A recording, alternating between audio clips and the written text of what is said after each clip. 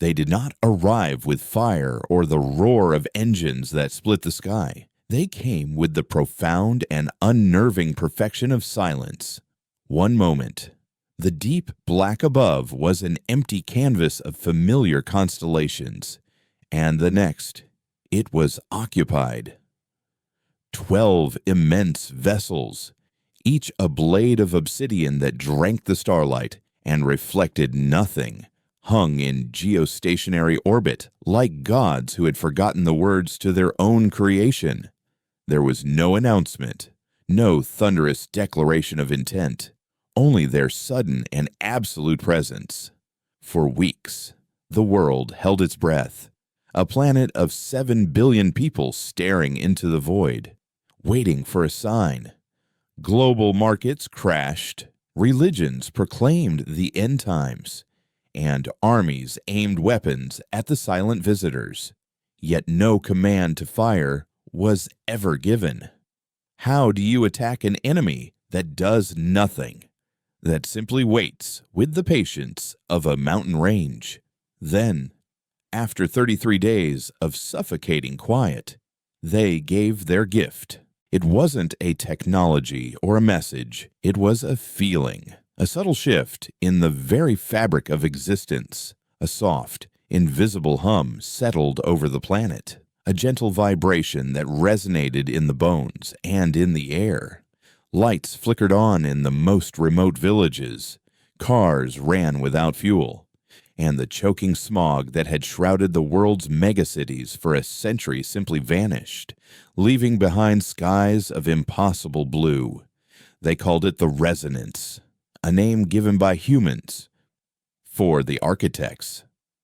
As the silent visitors were eventually dubbed, offered no name for their miracle, it was a boundless field of clean, wireless energy that powered everything, ended scarcity, and ushered in an era of unprecedented peace and prosperity. The world, weary of its own conflicts and on the brink of ecological collapse, did not just accept the gift, it wept with gratitude. Nations that had been enemies for generations laid down their arms, their grievances suddenly seeming petty and small in the face of this silent, benevolent salvation. The architects asked for nothing in return. They remained in their silent ships, distant and unknowable, the quiet guardians of a fragile humanity they had lifted from the mud. Dr. Eris Thorne felt the resonance like everyone else, a faint thrumming behind her teeth, but for her, it carried a discordant note, a subtle dissonance that pricked at the edges of her awareness. Eris was a mnemonic, a curator of the past, living in a world that was sprinting away from it. Her mind was a flawless archive, a vast, perfectly ordered library where every sight, sound, and sensation she had ever experienced was stored with pristine clarity. It was a rare neurological quirk, a gift that had made her one of the world's foremost historians, but a curse that often left her feeling untethered from the fluid, forgetful stream of normal human consciousness. While the rest of humanity embraced its new utopia, Oris was given a peculiar task by the newly formed Global Unity Council to lead the Anchor Project, an initiative to create a definitive, incorruptible record of human history before the architect's arrival. It was seen as a formality, a cautious footnote in the glorious new chapter of mankind. But Eris sensed a deeper, unstated fear behind the funding. She and her team worked in a shielded, subterranean facility deep in the Utah Salt Flats, a bunker designed to withstand nuclear annihilation, now repurposed to guard against a threat no one could name. Surrounded by hard copies, by books and film reels and stone tablets, she began her work, meticulously cross-referencing digital records with physical artifacts, ensuring the story of humanity would not be lost. It started with the music. A junior archivist, a young man named Ben, was cataloging 20th century compositions when he frowned. tapping his console. He was looking for a specific piece, a haunting cello sonata by a minor Russian composer. "That's odd," he murmured. "I could have sworn Rachmaninoff wrote 3. Eris, passing by, paused. "No, Ben, only 1. She corrected gently. "Opus 19 in G minor." He looked up, his brow furrowed in confusion. "No, I'm sure of it. I played the 3rd one in conservatory. It was full of this incredible sorrow. For his daughter, I think." Eris's perfect memory presented no such composition. She could recall Ben's conservatory recital program. He had played Bach. She checked the records, both digital and physical. Sergei Rachmaninoff had written only 1 cello sonata. Ben shook his head, a faint, troubled look in his eyes before it cleared. "You're right. Must have dreamed it. Weird." He turned back to his work, but Eris stood frozen, the dissonant hum in her mind growing sharper. An anomaly, a misremembered fact, was nothing. But Ben hadn't just been mistaken, he had been certain, with the kind of emotional conviction that memory, not data, provides. Over the next few months, the anomalies grew. Small cultural footnotes blinking out of existence. A line of poetry everyone knew was suddenly attributed to a different author. The distinct shade of blue used by Vermeer seemed less vibrant in the digital reproductions.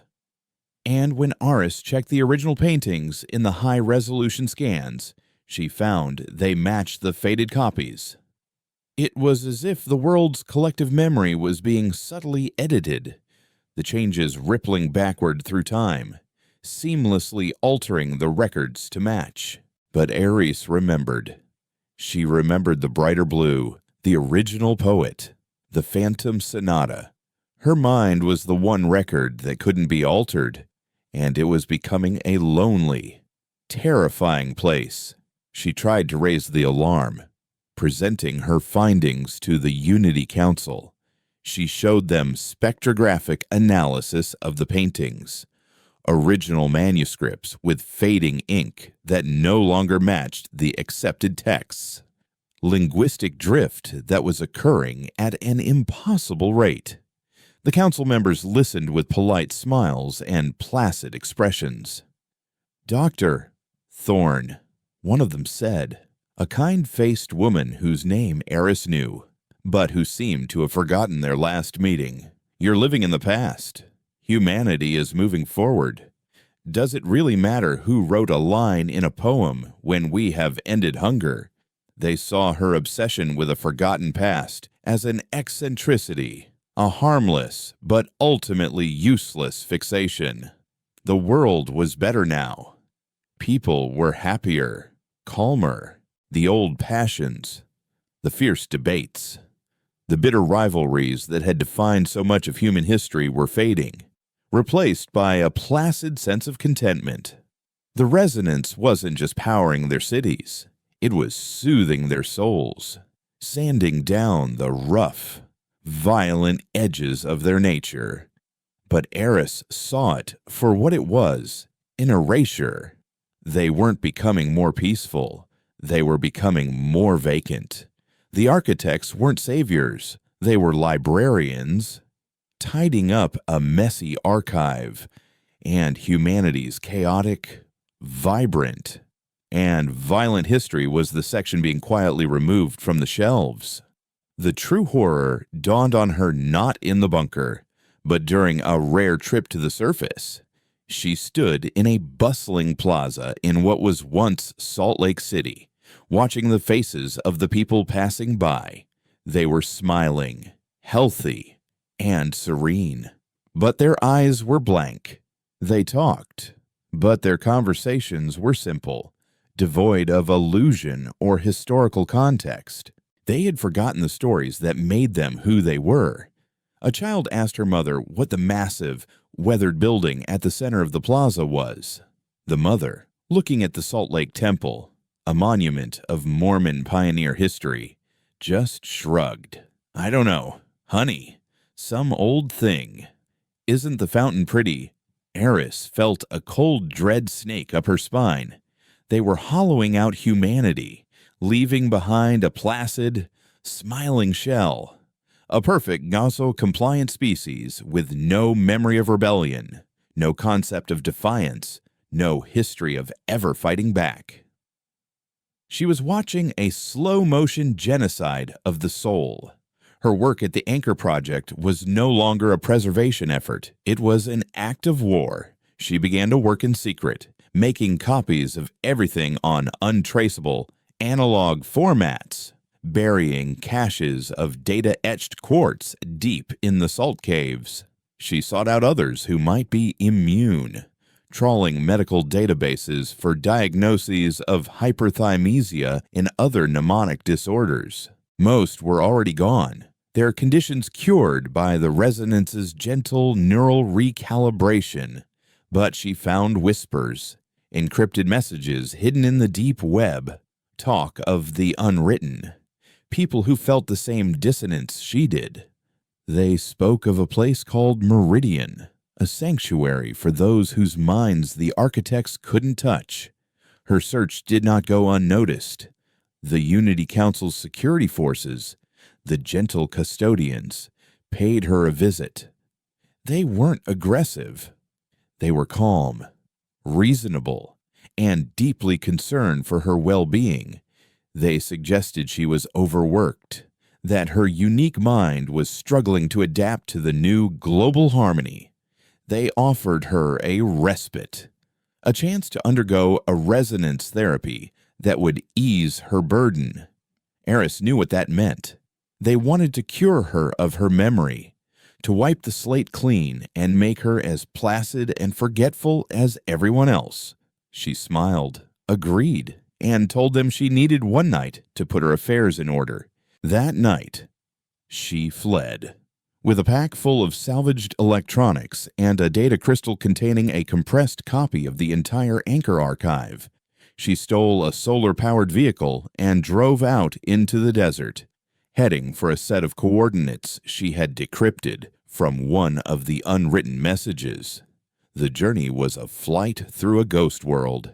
The cities hummed with placid energy, their inhabitants sleeping soundly, their dreams untroubled by the past. The highways were empty, the silence broken only by the whisper of the wind and the faint, ever-present thrum of the resonance. It felt like a conscious entity now, a silent predator watching her, pressing in on her, trying to find a way into her mind to soothe her, to calm her, to make her forget.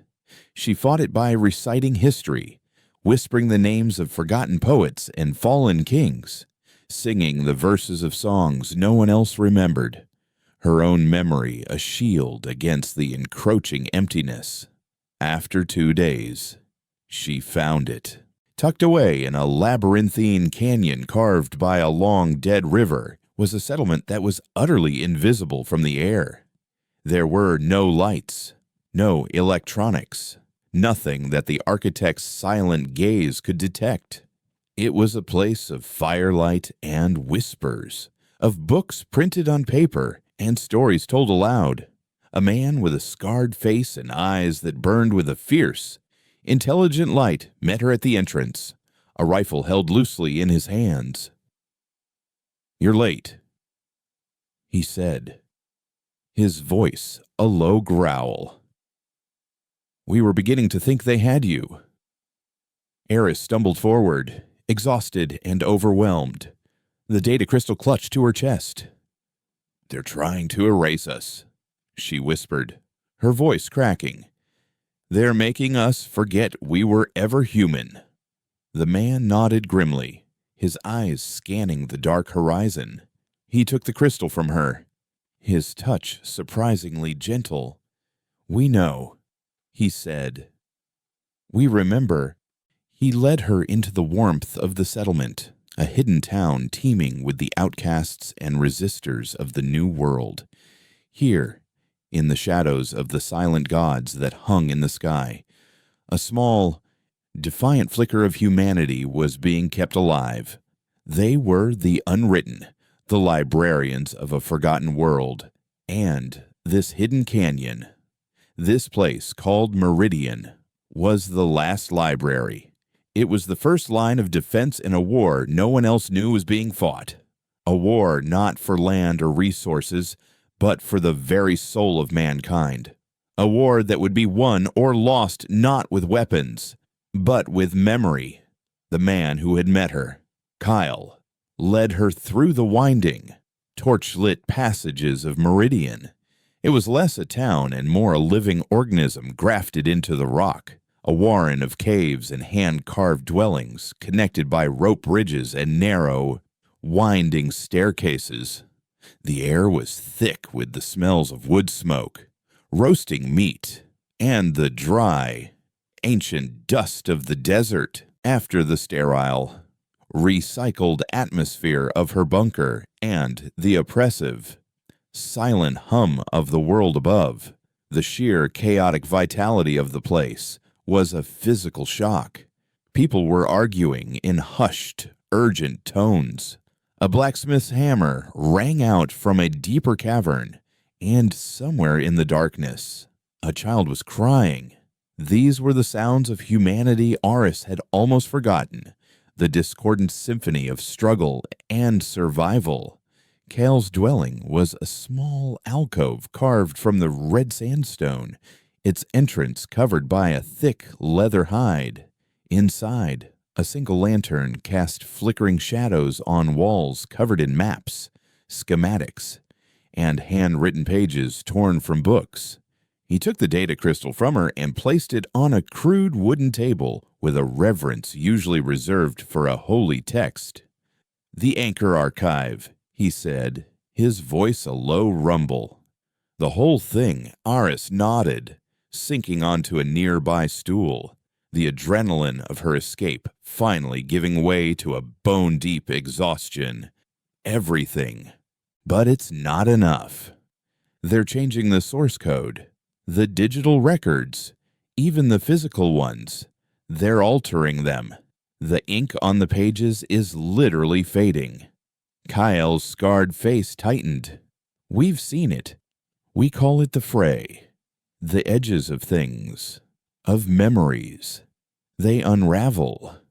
We have librarians, elders who do nothing but recite the old stories, the epics, the histories, just to keep them anchored in living minds. But we're losing ground. We're a handful of people trying to hold back the ocean with our bare hands. He looked at her then, his gaze intense. And for the first time, Eris understood the true weight of her arrival. "But you," he said slowly, "you don't need to recite. You just are. You are the library." In the days that followed, Eris was initiated into the life of the unwritten. Meridian, she learned, was a delicate and paranoid ecosystem. It had been founded by a small group of infrastructure engineers and astrophysicists who had detected the resonance field's true nature in its earliest days, recognizing it not as an energy source but as a form of mass neurological transmission. They had built the settlement in a canyon rich with iron ore, the natural metallic content of the rock creating a weak but effective shield against the field's full intensity. The population was a strange collection of survivors, artists who felt the world's colors dimming, musicians who heard the harmony of their craft being replaced by simplistic, placid melodies, soldiers who found their instincts for conflict dulled into apathy, and a few rare minds like her own, the mnemonics, who were immune by a quirk of birth. Their society was built around one sacred principle. Remember, children were not taught to read from screens, but from worn paper books. History was an oral tradition, performed around crackling fires, Every resident was required to master a specific piece of the past, the schematics for a combustion engine, the complete works of a forgotten playwright, the complex grammar of a dead language, making each person a vital repository, a living backup of a piece of the human soul. The arrival of her archive was a monumental event. They couldn't risk powering up the crystal for long, as any significant energy signature could be detected. A team of engineers led by a woman named Alara worked in the deepest, most shielded part of the canyon, in a cavern they called the Forge. Alara was Kyle's opposite in every way: small, wiry, with restless hands and eyes that darted about as if she were reading equations in the air. She was a quantum physicist who had once worked on projects so secret they were officially denied by the old governments. Where Kale saw a war of survival, Ilara saw the universe's most fascinating puzzle.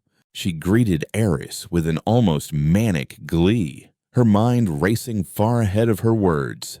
"A perfect mnemonic," she said, circling Eris as if she were a new and exotic piece of technology. "Your neural architecture must be extraordinary, not just resistant, but insulated. The signal can't find purchase in the Forge." Surrounded by a chaotic jumble of scavenged equipment, oscilloscopes powered by hand-cranked generators, servers submerged in non-conductive mineral oil, wiring diagrams etched onto sheets of hammered copper, Ilara and Eris began the painstaking work of decrypting and transcribing the Anchor archive. They worked in short, frantic bursts, powering the crystal for no more than 10 minutes at a time before shutting it down and letting the energy signature dissipate. During these sessions, Aris acted as a living conduit. As the data streamed, her own memory filled in the gaps, correcting the frayed sections of the text, humming the notes of the phantom sonatas, seeing the vibrant, original colors of the Vermeer paintings. She provided the incorruptible control group against which they could measure the world's decay. It was during one of these sessions that Ilara made a terrifying discovery. "It's accelerating," she whispered, her face pale in the glow of a monitor. She pointed to a complex waveform. "The resonance field isn't static. It's learning. It's adapting. It's actively targeting neurochemical signatures associated with strong emotion. Grief, rage, defiant joy, passionate love. These are the frequencies it's dampening. It's not just erasing our history, it's erasing our ability to make history." Kale, who stood guard at the entrance to the Forge, clenched his fist. "So we become cattle. Worse," Ilara said, her voice grim. "Cattle feel fear. They feel contentment. The architects are aiming for a perfect null state, a blank canvas. And the field is getting stronger. The shielding from the canyon wall won't hold forever. Another year, maybe 2, and Meridian will be as placid and empty as the rest of the planet." An urgent silence fell over the Forge. The knowledge that their sanctuary was temporary, that their time was running out, was a cold, heavy stone in the pit of Aris's stomach. But for Ilara, the discovery was a catalyst. Her eyes lit up with a dangerous fire. "A signal can be jammed," she declared. "A frequency can be broken. We can't destroy the field, but maybe we can build a bubble, create our own signal, a counter-resonance that protects the mind." She began to work with a feverish intensity, sketching designs, running calculations on a slide rule, her team scavenging parts from the settlement's meager supply of pre-resonance tech. The idea was audacious: to create a device that could broadcast a signal of pure, unadulterated human chaos. A song of dissonance, as she called it, that would remind the human brain of its own messy, passionate nature, reinforcing the very pathways the architects were trying to erase. But to anchor such a signal, she needed a perfect source, an emotional concept so powerful and complex that the resonance field couldn't simply smooth it over. They tried everything. They broadcast recordings of political speeches, the cries of women in childbirth, the roar of a stadium during a championship game. Nothing worked. The signals were too simple, too easily isolated and neutralized by the all-encompassing hum of the resonance. "It's too broad," Alara said in frustration. Weeks later, slumping over her workbench. "We're throwing noise at it, but their signal is a perfect chord. We need a perfect counternote, something that is both a memory and an emotion, a story and a feeling, all at once." Eris closed her eyes, letting her mind drift back through the archive she now held within her. She moved past wars and empires, past art and science, and searched for the raw, untidy core of human experience. And then she found it. There was a song, she said softly, the memory rising in her mind with perfect clarity. It was from the late 20th century, an American folk singer. The song was called Harlan's Daughter. It was never a hit. It was obscure, known only to a few, but it was complex. She began to describe it, her voice filling the quiet forge. The song told the story of a coal miner's child, her love for her father, her rage at the company that owned the town, her grief when the mine collapsed, her defiant pride in her heritage, and the fierce and stubborn hope she carried as she left the ruined valley to find a new life. It was a tapestry of conflicting, powerful emotions, love woven with anger, sorrow with strength, despair with resilience. It wasn't just noise, it was a narrative. Alara's head shot up. "That's it," she breathed. "It's not one emotion. It's all of them at once. A symphony of dissonance. The resonance field is designed to isolate and flatten individual peaks of emotion. But a story, a song like that, it can't be flattened without destroying the entire structure." "Can you broadcast a memory?" Kale asked, skeptical. "No," Eris said, her eyes meeting Alara's. "But I can feel it. And maybe, if you can link your device to me, you can broadcast what I feel." The plan was terrifyingly dangerous. Alara would have to wire a prototype of her device directly into Eris's temporal lobe, using her as a biological transmitter. If it worked, they might be able to create a small, localized bubble of mental static, a safe zone from the fray. If it failed, the feedback could shatter Eris's mind, destroying the last complete copy of human history. Or worse, act as a beacon, guiding the architect's attention directly to their hidden sanctuary. They spent a week preparing. Eris felt a strange calm settle over her. For her entire life, her memory had been a passive thing, a perfect mirror reflecting a world she could only observe. Now, for the first time, it was a weapon. She was no longer just a librarian, she was a soldier in a war of consciousness. On the day of the test, she lay on a cot in the center of the forge, a crude mesh of wires and salvaged microcapacitors pressed against her temple. Kyle stood beside her, his hand resting on her shoulder, a silent, steady presence.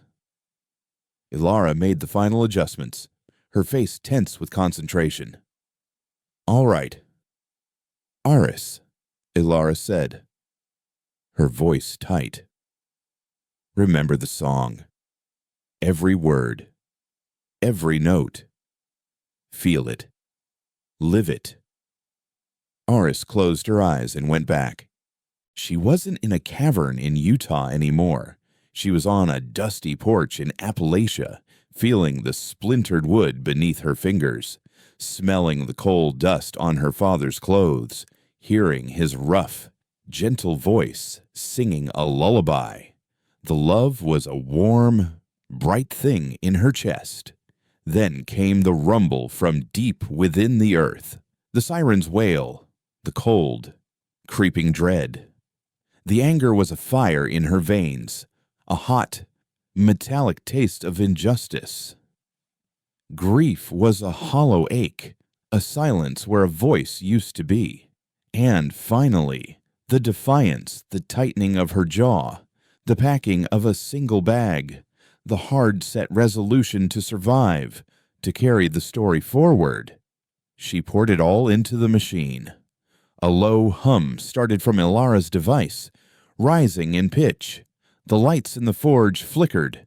A wave of static washed through the room. Not of sound, but of pure feeling.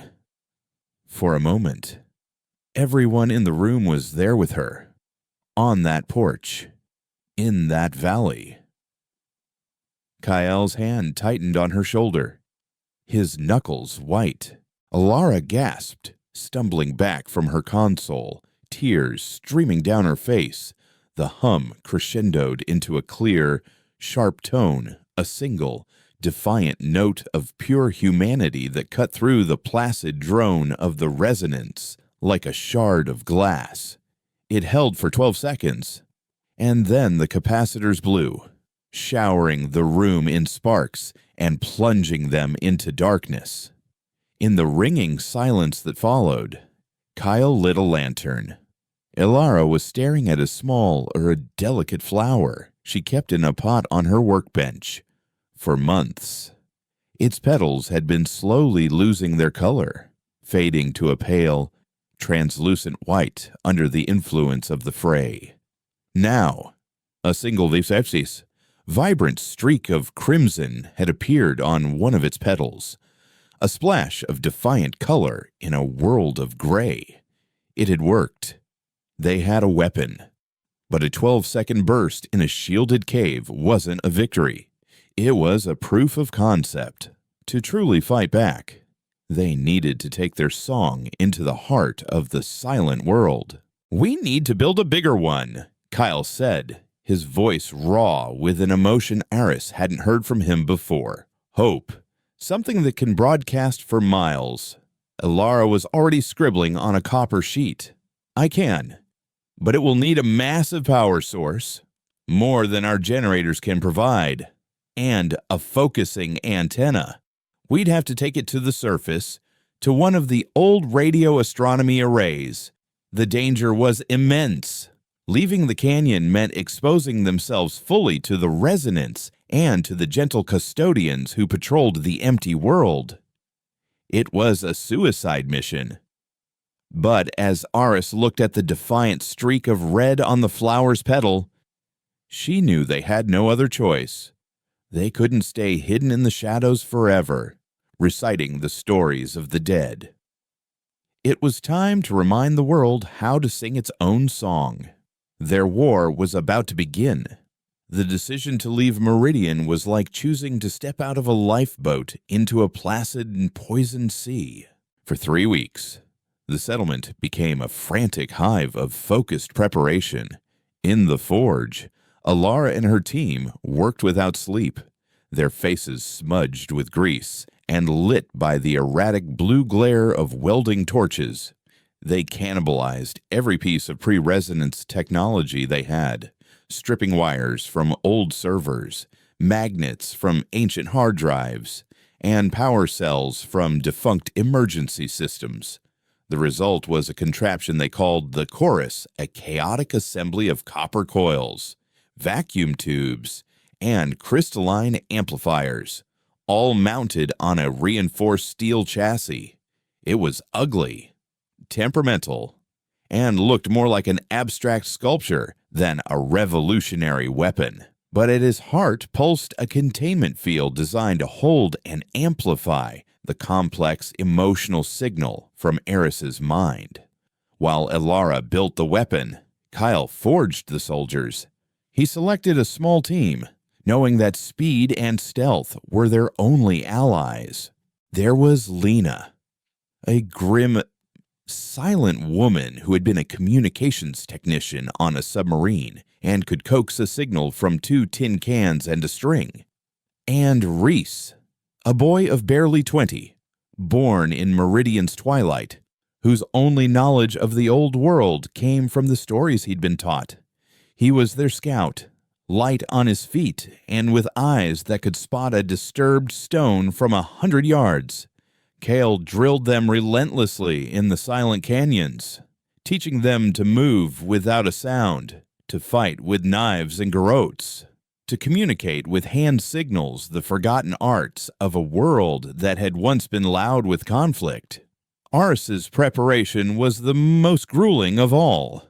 She spent her days in a deep, self-imposed trance, her body still, but her mind journeying through the vast, infinite corridors of the Anchor Archive. She couldn't just remember the song Harlan's Daughter. She had to become it. She had to embody its every nuance. But she also needed more. She needed to arm her mind. She walked the bloody fields of Gettysburg, feeling the phantom sting of canister shot and the fierce, desperate loyalty of soldiers fighting for a cause. She stood on the rostrum in Athens, channeling the defiant logic of Socrates. She hid in an Amsterdam attic, her heart pounding with the quiet, unyielding hope of a young diarist. She filled the halls of her memory with the most potent examples of human resilience, courage, and righteous fury she could find, building a mental fortress against the encroaching silence. She was forging her soul into a blade. Their target was the Very Large Array in New Mexico, a sprawling complex of 27 massive radio telescopes left like sleeping giants in the desert.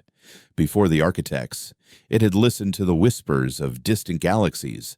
Now, Elara's calculations suggested its massive, networked dishes were the perfect amplifiers to broadcast their song of dissonance across the entire continent. The night they left, the whole of Meridian gathered at the canyon's entrance. There were no grand speeches, no soaring anthems. There was only a profound, heavy silence filled with the weight of hope and fear. People pressed small tokens into their hands, a carved piece of wood, a faded photograph, a single polished stone talismans of memory for them to carry into the forgotten world. As Eris looked at their faces, etched with worry, but also with a fierce, burning pride, she felt the true purpose of her mission crystallize. She wasn't just saving a history of kings and battles. She was saving these faces, these hands, this fragile or stubborn spark of humanity. The world on the surface was a beautiful nightmare. The resonance was a constant, physical pressure, a soft weight against the skull that whispered of peace, of release, of the sweet bliss of forgetting. Eris felt it as a seductive hum, trying to smooth the sharp edges of her carefully constructed memories, to blur the faces from Gettysburg and Amsterdam into a pleasant, meaningless haze. She fought it by constantly reciting, her lips moving in a silent stream of names, dates, and verses. She became the group's anchor. When she saw Reese's eyes glaze over, his focus drifting, she would lean close and whisper a story his grandfather used to tell, a memory she had gleaned from the archive, and the flicker of recognition in his eyes would pull him back from the edge. They traveled by night in a modified electric vehicle, its energy signature masked by one of Elara's jury-rigged stealth devices. By day, they hid, sleeping in the shells of abandoned buildings or beneath the shade of rocky overhangs. The cities they passed were the most terrifying part of the journey. They were pristine, silent, and fully operational. Automated street cleaners polished roads no one seemed to drive on. Manicured parks were empty save for a few lone individuals sitting on benches, smiling placidly at nothing. There was no crime, no litter, no strife. There was only the endless, serene hum and the hollow-eyed smiles of the people. They were the smilers, the placid sheep of the New World. Their first close call came in a small town in Arizona where they had stopped for supplies, scavenging for preserved food in an automated grocery store. A woman inside, stocking shelves with perfect, robotic precision, dropped a can. It rolled across the floor with a loud clatter that seemed to shatter the town's oppressive silence. For a brief second, a flicker of irritation crossed her face, a frown, a tightening of the lips. It was a fleeting, utterly human moment of frustration. Instantly, two figures appeared at the end of the aisle. They were gentle custodians, dressed in simple gray uniforms, their faces as serene and empty as all the others. They didn't run. They walked with a calm, unhurried pace. They carried no weapons. They simply flanked the woman, each placing a hand on her shoulder. The hum of the resonance intensified, and Aris felt a wave of psychic pressure that made her want to vomit. The woman's body went limp, her frown melting away, replaced by a beatific smile, her eyes unfocused.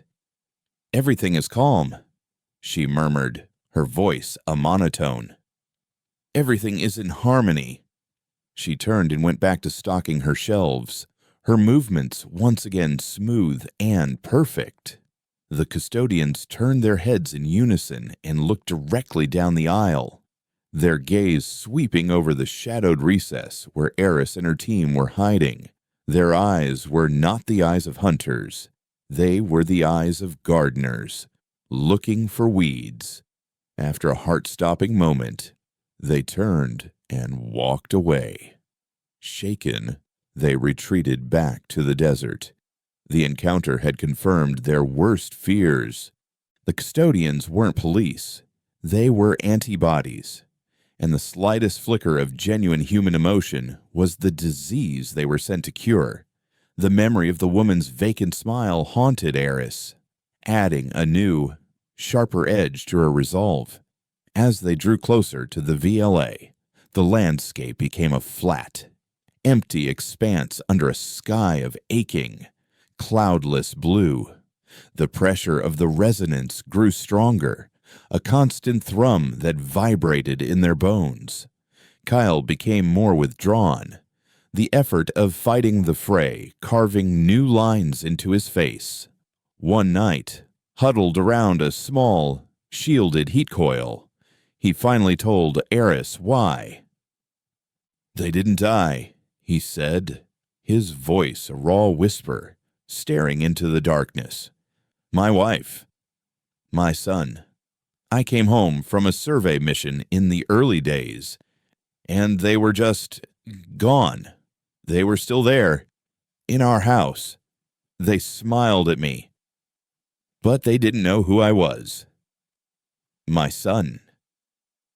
He asked his mother who the strange man was. She just smiled and told him not to worry, that everything was calm. They looked right through me. The architects didn't kill my family. They just edited me out of the story. Eris reached out and took his hand. She didn't offer platitudes. Instead, she shared a memory, a raw and vivid one, of a woman in ancient Rome mourning her husband, a soldier lost in Gaul. She let him feel the woman's grief, her rage, her refusal to let his name be forgotten. She let him know he wasn't alone in his loss, that his pain was part of a story that stretched back thousands of years. For a moment, in the vast, empty desert, two people shared a grief that was older than empires, a small act of rebellion against the encroaching void. They arrived at the very large array on the seventh night.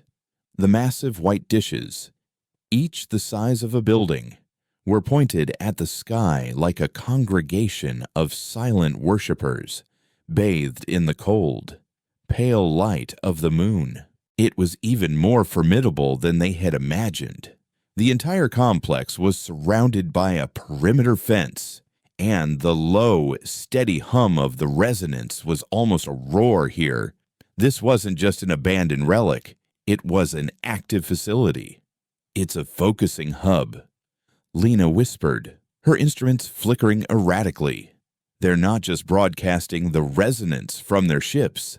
They're using our own technology to amplify and refine it. This place is one of the hearts of the system." Their plan to simply set up the chorus and broadcast was now impossible.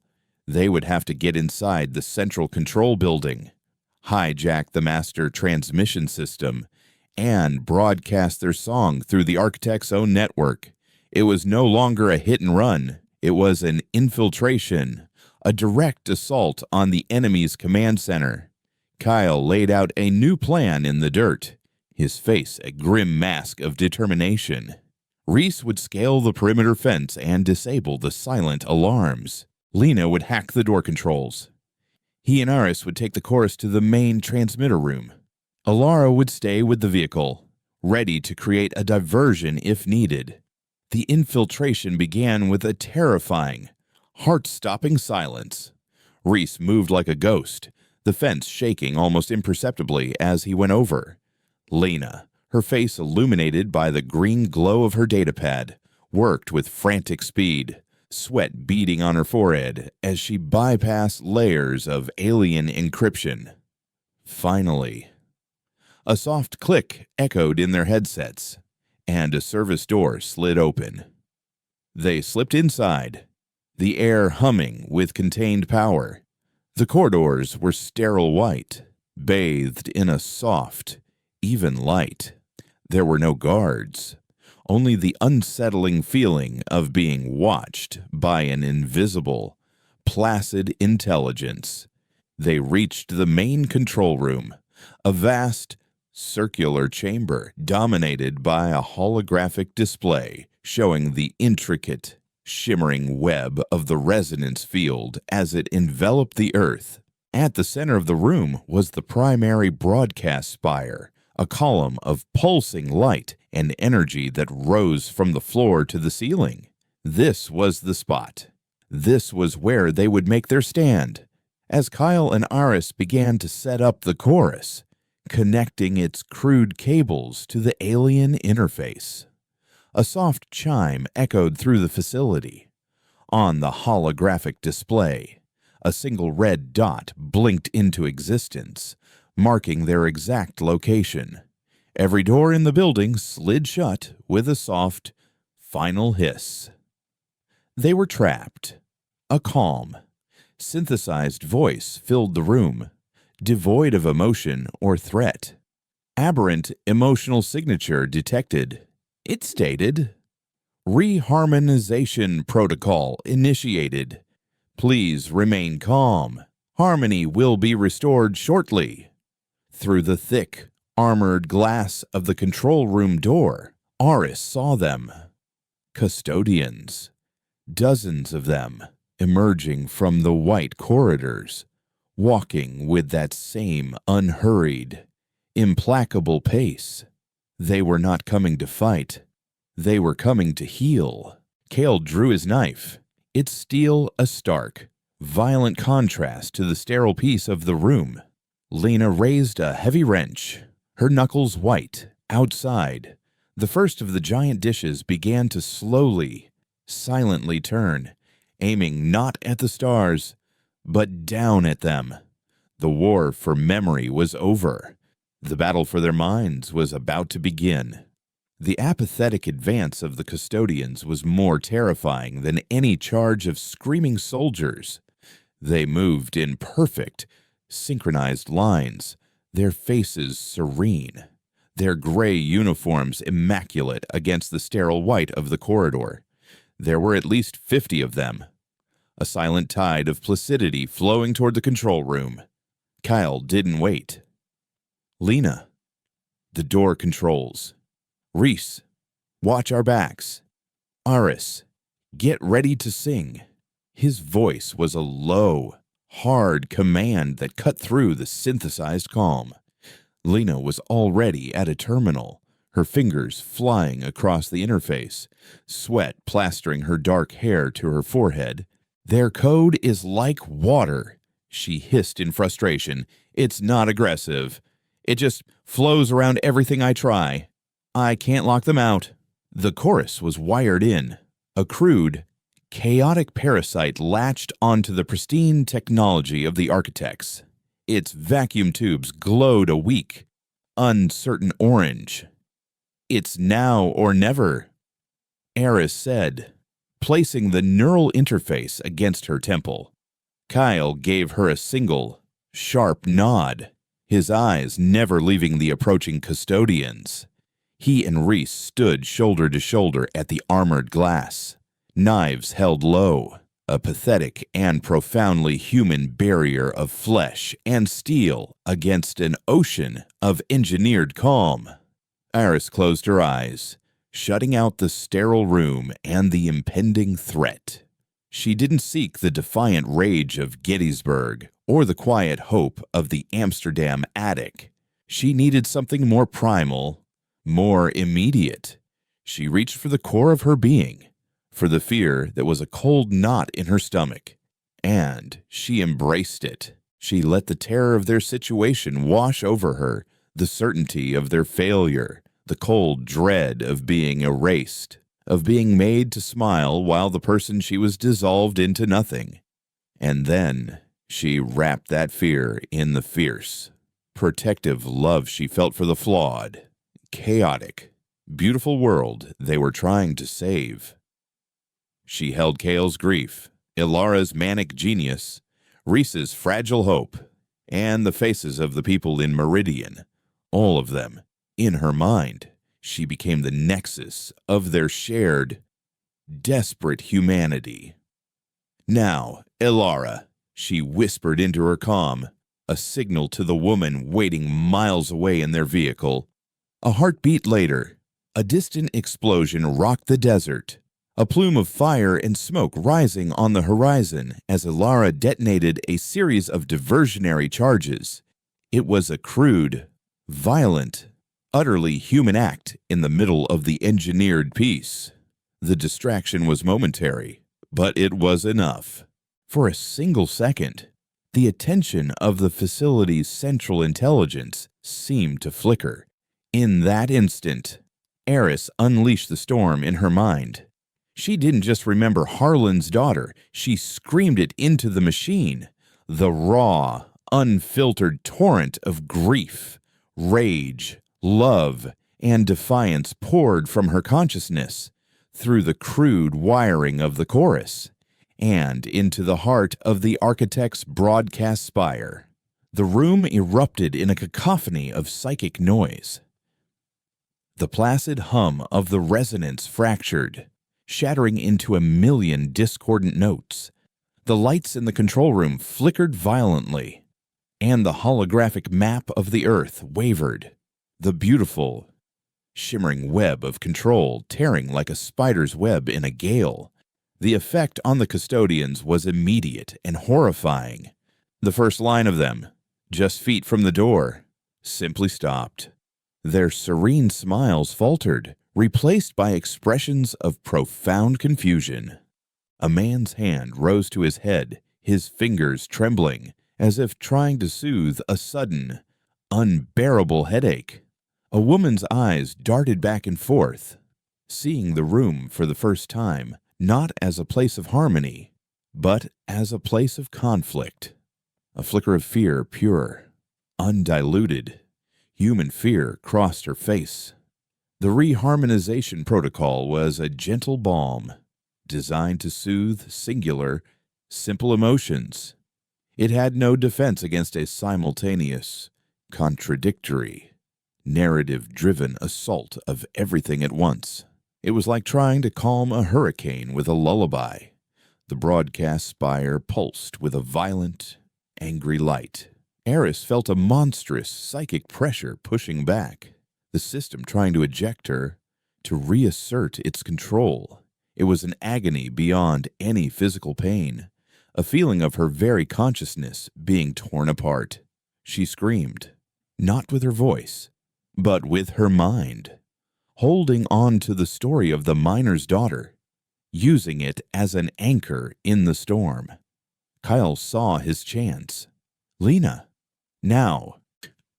He roared. With the system momentarily in chaos, Lena's code found purchase. The thick, armored door slid shut with a deafening boom, sealing them inside. But it wouldn't hold for long. On the other side of the glass, the custodians were beginning to change. The initial confusion on their faces was curdling into something else. The system, unable to pacify the emotional feedback loop Aris had created, was defaulting to a more primitive protocol. Their placid masks melted away, and their eyes, once vacant, began to glow with a faint, violet light. Their movements became jerky, inhumanly fast. They were no longer gardeners. They were exterminators. They began to hammer on the door, not with the panicked frenzy of a mob, but with a rhythmic, relentless force that made the entire room vibrate. Each impact was a perfectly timed, perfectly coordinated blow. The song is working, but it's not enough, Lena shouted over the din. It's disrupting their local network, but the main signal from the ships is still pouring down. We're in a bubble of chaos, but it's a small bubble, and it's starting to shrink. Aris could feel it. The initial continent-spanning wave of her broadcast was being compressed, pushed back by the overwhelming power of the architects. The spire in the center of the room began to glow brighter, the hum returning, this time deeper, more menacing. The system was adapting, learning to counter her song. She was losing. "We need to cut the head off the snake," Kyle said, his eyes on the pulsing spire. "That thing is the local amplifier. We take it out, we might buy ourselves some time." Reese looked at the spire, then at the pounding fists on the door. "How we can't get near it." The spire was surrounded by an arcing field of raw energy. But Eris, her mind still linked to the system, saw something they couldn't. She saw the flow of power, the intricate pathways of the resonance as it was gathered and focused. And she saw a flaw, a single, unstable conduit at the base of the spire, a maintenance channel that was cycling open and closed every 10 seconds. There, she gasped, the effort of speaking almost too much. At the base, there's a 10-second window. The energy field drops. You can get to the core. It was a suicide run. Whoever went would be exposed to a lethal dose of raw energy. Before Kyle could volunteer, Reese stepped forward. "I can do it," he said, his voice surprisingly steady. "I'm the fastest." He looked at Eris, his young face etched with a resolve that seemed far older than his years. "Make them remember me." Kale grabbed his arm. "Reese, no. You taught me to fight for what matters," Reese said, a sad smile touching his lips. "This matters." He clutched a heavy, insulated wrench Lena had given him. "Tell Alara, tell her I finally saw the world she told me about." Eris focused all her remaining strength, pushing back against the encroaching calm, fighting to keep the system disoriented. "The cycle is starting. You have to go now." Reese didn't hesitate. He broke into a dead sprint. The arcs of energy surrounding the spire crackled and died. He had 10 seconds. The room was filled with a blinding light, and a deafening roar as he reached the base and slammed the wrench into the conduit with all his might. For a single, eternal moment, he was silhouetted against a sunburst of pure, white energy, and then he was gone, vaporized into atoms. The spire shuddered, the light flickered and died. A wave of force threw them all from their feet. The pounding on the door stopped.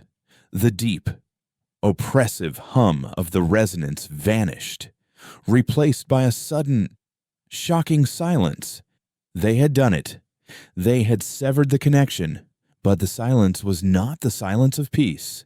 It was the silence of a held breath.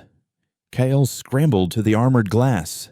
The custodians were no longer pounding on the door.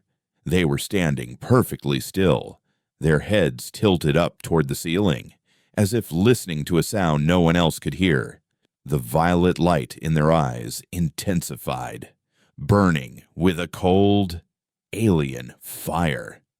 "What's happening?" Lena whispered, her voice trembling. "They're cut off from the network," Aris realized, her mind reeling from the psychic backlash. "They're untethered. The local reharmonization protocol is gone. They're reverting to their base programming." As she said it, one of the custodians slowly turned its head. It looked at the door, but its gaze was different now. It was cold, analytical, and utterly without mercy. It raised its hand, and the simple gray fabric of its uniform seemed to shimmer and harden, reshaping itself into a blade of glistening obsidian metal. It drew its arm back and smashed it against the door. This time, the impact left a deep, spiderweb crack in the armored glass. They hadn't been trying before. Now they were. "We need to get out of here," Kyle said, his voice grim. "Lena, find us an exit. Aris, are you—" Aris was slumped against the console, her nose bleeding, her body racked with tremors. The link was broken, but the echo of the fight was still raging in her mind. She felt weak, fragile, but also strangely clear. The constant pressure she had lived with for years was gone. For the first time, she could think without fighting. Lena found an emergency conduit on the far side of the room, a maintenance tunnel that led deep underground. As Kyle helped Aris to her feet, the first of the custodians shattered the glass, its bladed arm sweeping through the opening. They were no longer human. They were puppets whose strings had been cut, now animated by a single, brutal directive: eliminate the anomaly. They scrambled into the dark, narrow tunnel just as the custodians poured into the control room, their movements impossibly fast and silent. They didn't run down the tunnel after them. They simply stopped, and the violet light in their eyes faded. The puppets were still again. As they stumbled through the darkness, guided by Lena's datapad, Aris finally understood. The Smilers, the custodians, they were all just a shell, a first layer of control. Benevolent, yes, but only as long as it worked. Beneath it was a second layer, a cold, efficient, and utterly ruthless system of extermination. They had not been fighting a philosophy. They had been fighting a machine. They emerged miles away, blinking in the harsh light of the afternoon sun, covered in grime and grief. The desert was profoundly, beautifully silent. There was no hum. Aris could feel the raw, unfiltered chaos of the world around her, the scuttling of a lizard, the rustle of the wind, the panicked beat of her own heart. It was glorious, but as she looked up at the sky, the true scale of their situation became clear. One of the 12 immense obsidian ships that hung in orbit was moving. It was descending, a blade of shadow falling slowly, silently toward the planet. They hadn't won. They had just annoyed the gardener, and now he was coming to pull the weeds out by hand. Their small act of rebellion, their desperate fight for memory and soul, had just triggered the next phase of the cleansing. The real war, the war for the survival of the human race itself, had just begun. The silence they had won was vast, terrifying, and achingly beautiful. For a few precious hours, as they sped across the desert back toward Ilar and their vehicle, the world felt real again. The hum was gone, and in its absence, every other sensation was amplified: the grit of sand in the air, the rumble of the vehicle's tires on the cracked asphalt, the ragged sound of their own breathing. It was the silence of a world holding its breath, waiting.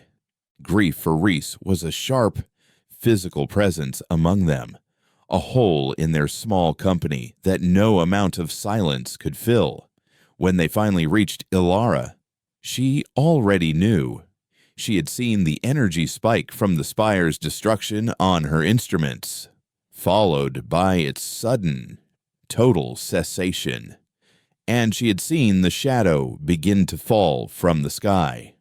The descending ship was not a vessel. It was a geological event. It blotted out the stars, a circle of absolute black that grew with agonizing slowness. It made no sound, but its presence was a crushing weight, a physical manifestation of hopelessness that pressed down on the land itself. Beneath it, the desert air began to shimmer, and the fray, the subtle erasure of reality, returned with a vengeance. The edges of the distant mesas began to blur, the colors of the sunset bleeding into a uniform, washed out gray. This was no longer a gentle reharmonization. This was a formatting of the drive, a complete and total wipe. They gathered around the chorus, the ugly, beautiful machine that had been their hope, now seeming like a child's toy in the face of the descending god. Despair was a thick, choking dust in the air. "We can't outrun it," Kyle said, his voice flat, his gaze fixed on the growing shadow. "And we can't fight it." It was Ilara, her face streaked with grime and lit by the frantic glow of her monitors, who saw the impossible, insane sliver of a chance. "You're wrong," she said, her voice a low, intense whisper. "We can't fight it, so we have to talk to it. Eris, your song. It disrupted their network because it was complex, contradictory. It was a truth the system couldn't compute, but that was a system. This," she gestured toward the sky, "is the source. What if we don't send it a song of defiance? What if we send it the whole damn library?" Eris looked from Ilara's wild, hopeful eyes to the descending darkness. The thought was terrifying. A direct link, not with a regional network, but with one of the architects themselves. The feedback had almost destroyed her mind before. A direct connection would be suicide. But as she looked at Kale's face, a mask of grief for his lost family and his lost soldier, she knew there was no other choice. To die fighting for a memory was infinitely better than to live as a smiling, empty shell. "What do you need me to do?" The next hour was a blur of desperate, focused activity. Their mission was no longer to broadcast across the land, but to focus every ounce of power they had into a single, tight beam aimed directly at the approaching ship. They were turning the chorus from a loudspeaker into a rifle. Lena, her hands moving with a surgeon's precision, rewired the amplifiers, while Kyle and Ilara erected a crude parabolic dish from salvaged solar panels, aiming it at the heart of the shadow. As they worked, Eris prepared herself. She sat cross-legged on the sand, her eyes closed, and journeyed one last time into the silent archive of her mind. She didn't seek out stories of war or rebellion. She sought out the small, seemingly insignificant moments that form the true texture of humanity. A father teaching his daughter to ride a bicycle, his hand letting go for the first time, the shared, silent laughter of two lovers watching a sunrise, a scientist's gasp of wonder at a new discovery, an old woman's hands, gnarled and frail, tending to a small garden. She gathered these moments, these quiet testaments to love, curiosity, and creation, and held them alongside the rage of Gettysburg and the sorrow of Harlan's daughter. She would not show the architects only their defiance. She would show them their soul. When the ship was so close, it filled half the sky, its gravitational presence making the very stones tremble. They were ready. It's now or never. Aris. Ilara said softly, "Whatever happens, thank you." Aris placed the neural interface to her temple. Kyle knelt in front of her, taking her hand. His grip was firm, an anchor to the world she was about to leave. "We remember. Aris," he said, his voice thick with emotion. "We will remember you." She gave him a faint, final smile, and then she opened the floodgates. The connection was not a sound or a feeling, it was an impact. Her consciousness slammed into a mind so vast, so ancient and so alien that it had no physical correlate. It was a mind of pure, crystalline logic, a consciousness that perceived the universe as a flawless mathematical equation, and humanity was a dissonant, irrational variable that had to be deleted. "You are chaos." The thought came back, not in words, but in a wave of pure, cold judgment that threatened to extinguish her. "You are a plague of passion.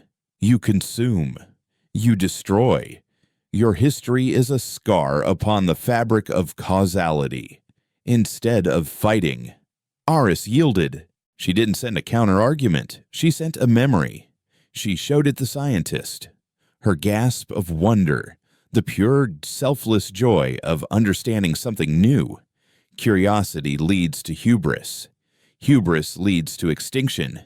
We have seen this. It is an immutable law.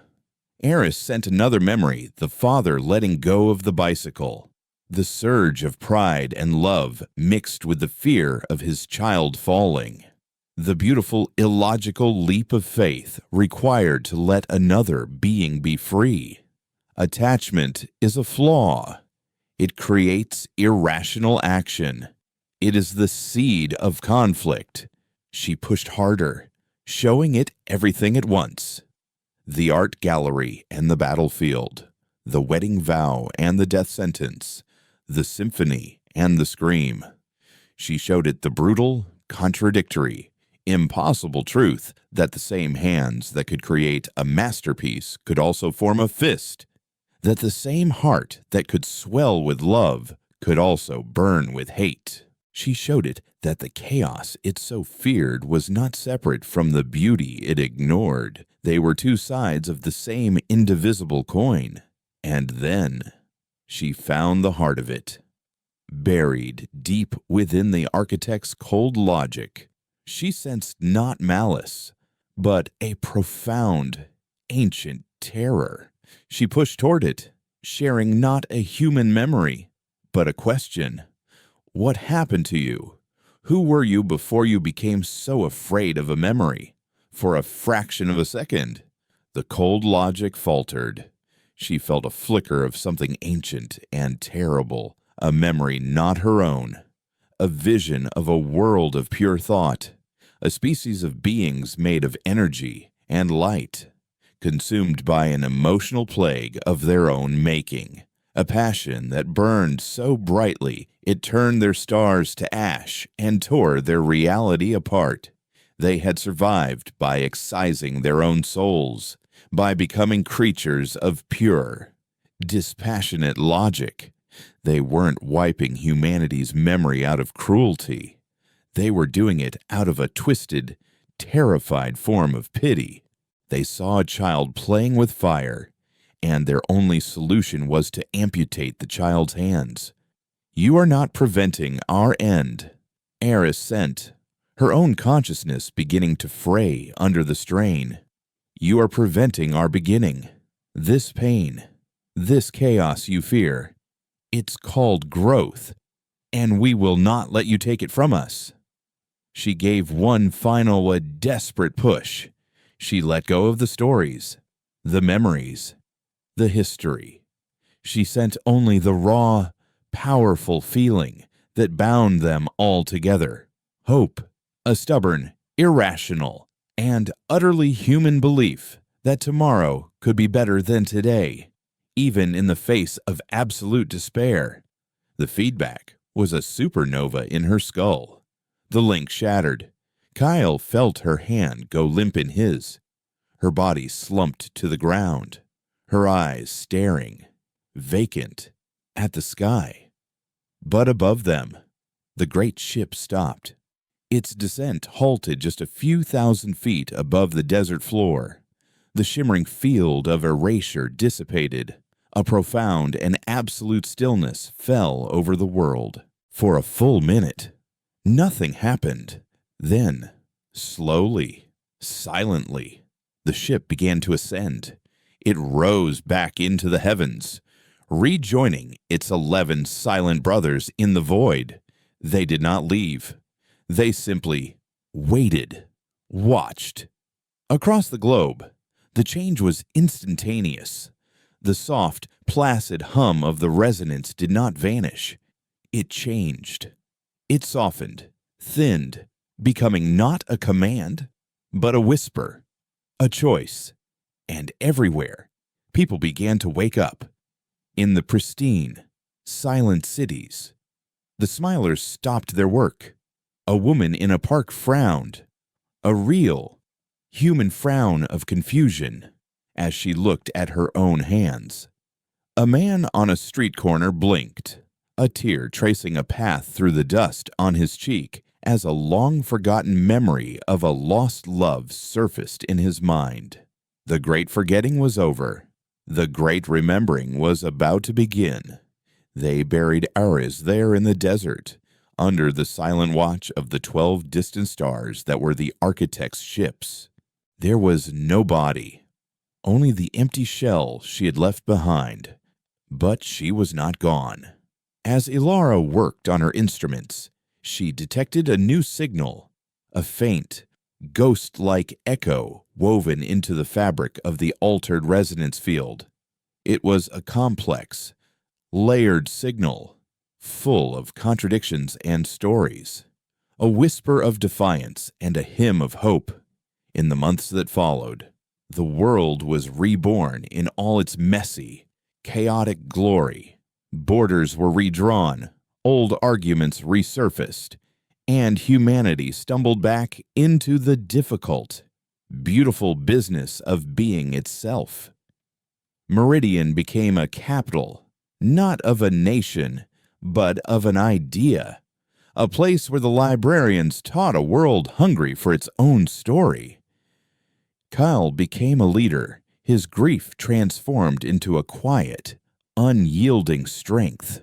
He often stood in the desert at night, looking up at the silent watchers in the sky.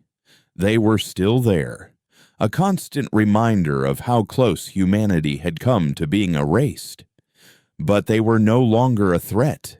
They were an audience, and in the soft, omnipresent hum that was now the background music of the world, he could sometimes feel her, a presence, a story, a memory that had become so powerful it had rewritten the stars. They were human again, and she was the reason they would never forget.